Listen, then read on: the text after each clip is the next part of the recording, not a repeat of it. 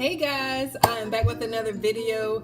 I have missed you guys so much. I have so much stuff to share with you all.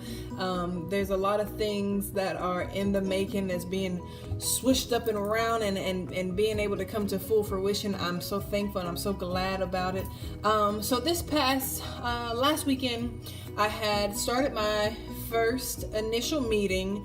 The Lord placed on my heart to start a organization, a movement, a ministry, what have you.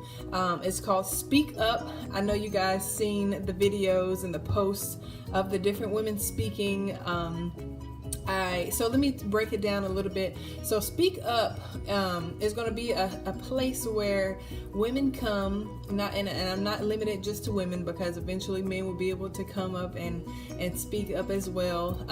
But the vision right now is primarily based for women. So Speak Up is going to be able to have women to share their stories, share their testimonies. The very thing that we're trying to hide and keep on the inside is the very thing that if we talked about it, it would really set us free. Even for me, I've struggled with so many things, and then I didn't find out until I started talking about the addictions, until I started talking about the behaviors and the things that I didn't like about myself, and it actually set me free.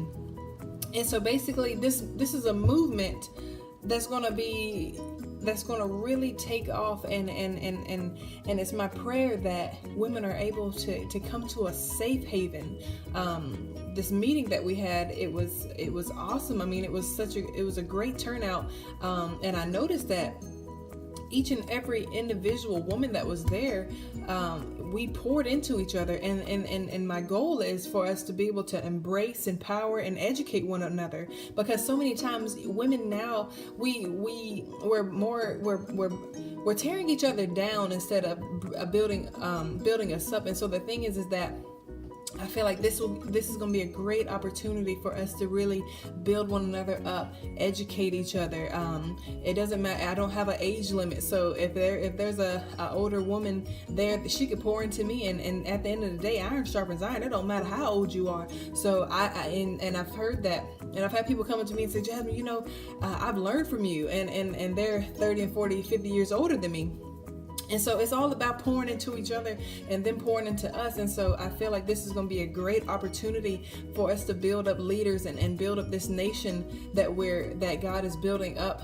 He wants people that are going to be totally surrendered to Him, and it's all out of love. There's so much hate in this world. People are in the scripture, it tells us that love covers a multitude of sins. So if we just had love, things would be a much better place. But we were born into this fallen world, so it's kind of expected. But the thing is, for us to have a change, we must be the change, and it ultimately comes with looking at the man in the mirror first. So I wouldn't have been able to start this if I wouldn't have looked in that mirror first at my struggles and my imperfections and my infirmities. And so, like I said, I'm excited about this, and it's not limited to anybody.